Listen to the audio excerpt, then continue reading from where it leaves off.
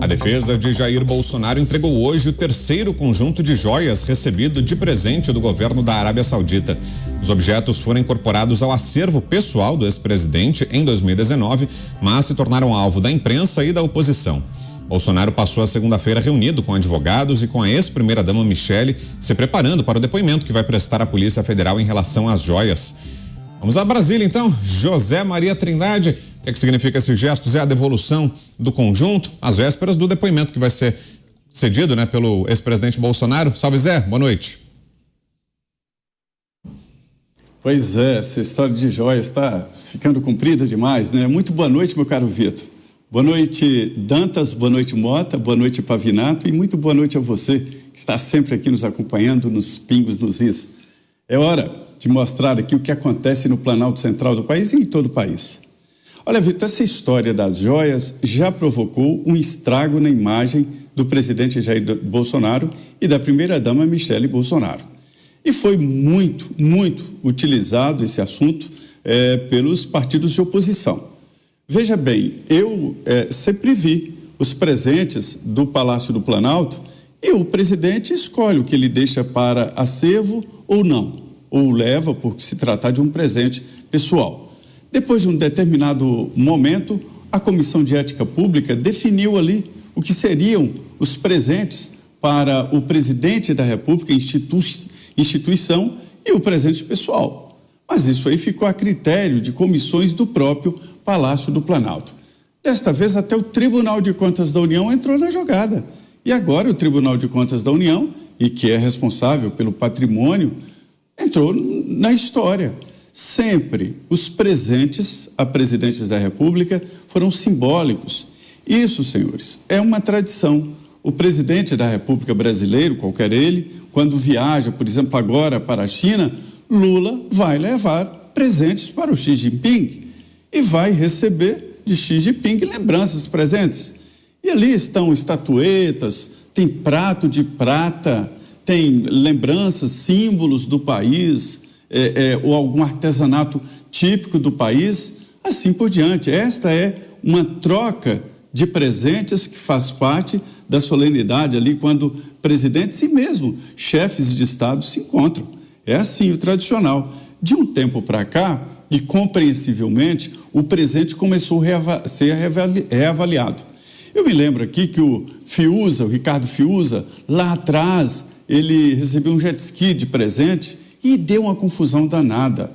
Silvinho, ex-secretário do PT, recebeu uma Land Rover, pior ainda. Foi uma confusão e ele foi condenado a 4 anos de prisão. Por quê? Porque ali já estava regulamentado. O limite de presente que um servidor público pode receber era de R$100, agora um pouco mais de R$200. Eu já vi aqui pessoas que fazem lobby preocupados, por exemplo, no Natal, uma cesta de Natal não pode ser superior a R$200. Flores, um buquê de flores no aniversário de uma funcionária pública pode representar problemas. Então o valor é esse. E aí o presidente Jair Bolsonaro com sua equipe deu sim esta escorregada de não definir claramente o que é um presente pessoal. Ele entendeu que se tratava de um presente pessoal e o que é um presente para o país, para a instituição. A diferença que eu vejo não no Instituto Legal, é se o ato de entrega do presente foi ali na solenidade institucional. Aí, na minha opinião, seria o presente para a instituição. Isso fica em acervo. O Sarney foi o único que montou o seu acervo pessoal e o Lula gastou até dinheiro aí para montar no Instituto Lula um acervo pessoal para fazer. O Sarney tem lá um mausoléu do Sarney que tem inclusive o carro que ele usou na presidência da República. Então, assim, é um campo ali muito nebuloso e por se tratar de um campo nebuloso, a equipe jurídica do presidente deveria sim ter alertado de que aí nesse caso, presentes de valor, um servidor público não pode receber, qualquer ele. Você, Cláudio Dantas, sua expectativa, Dantas, para os próximos passos dessa investigação e para esse depoimento de amanhã do ex-presidente da Polícia Federal. Boa noite, Dantas. Boa noite, Brown, boa noite, Zé Maria, Mota, Pavinato e a nossa espetacular audiência. Olha, realmente a audiência de amanhã, essa oitiva, esse depoimento que Bolsonaro prestará, ele está mobilizando todo o universo político aqui em Brasília. É fundamental, esse inquérito é um inquérito rumoroso. O Bolsonaro não conseguiu, de fato, esclarecer as condições em que recebeu esses presentes milionários. São presentes, de fato, de valor absurdo. Não podem ser recebidos e acolhidos em acervo privado, tá? Isso não pode acontecer. Esses presentes também dificilmente poderiam ser devolvidos, porque são gestos oficiais, né? Ou que se pretendem oficiais, quando registrados direitinho, né? Eles são gestos oficiais, são símbolos, né, de relações entre países, e ele deve ser sempre encaminhado para o arquivo presidencial, aquele arquivo que permanece como um acervo, aliás, um acervo a ser exposto, né, para a sociedade. Em Brasília nós temos um turismo cívico muito importante, e as pessoas, quando vêm a Brasília, querem conhecer o Palácio do Planalto, querem conhecer o Congresso Nacional, querem conhecer até o STF, enfim, querem conhecer as sedes dos poderes e entender a história do país que vivem. Uma nação só é nação quando o seu povo se reconhece nessa história. E aí, olha como é importante você ter à disposição esses elementos, esses presentes, essas honrarias expostas, todas elas. Mas essa não é a tradição. Não é a tradição.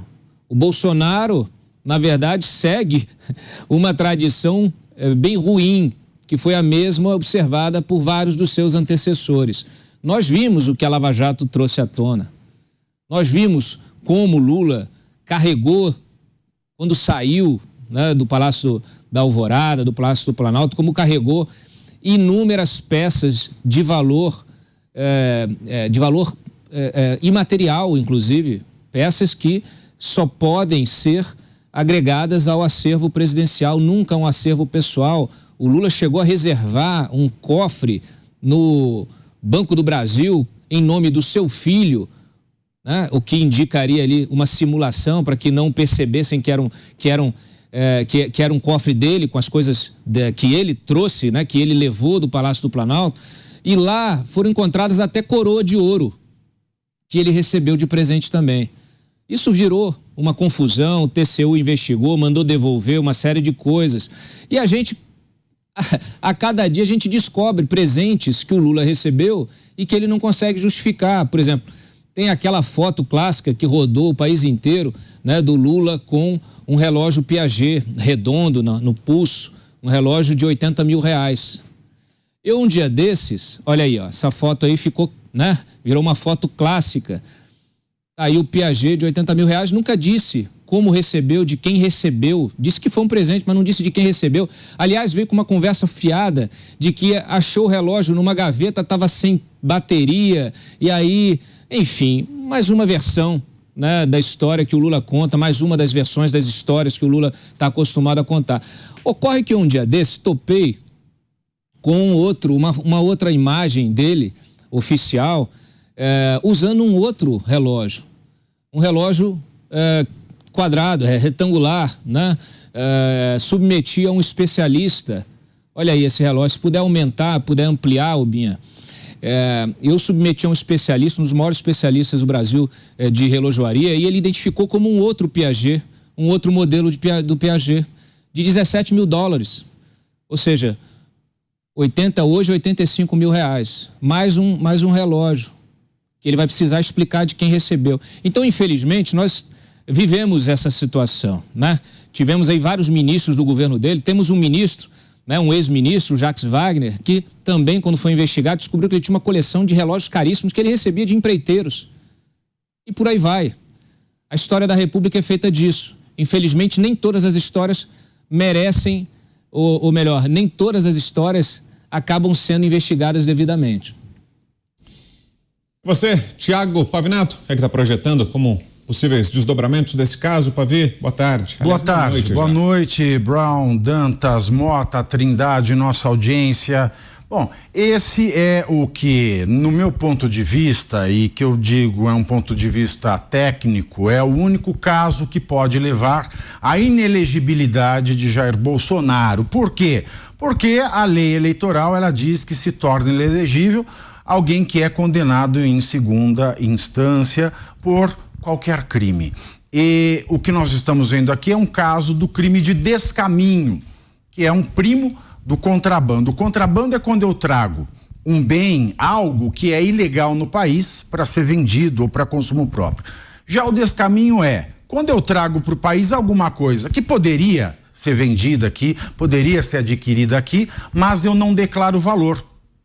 E a indesculpabilidade de que o presidente sabia que deveria declarar esse bem é que é dele mesmo.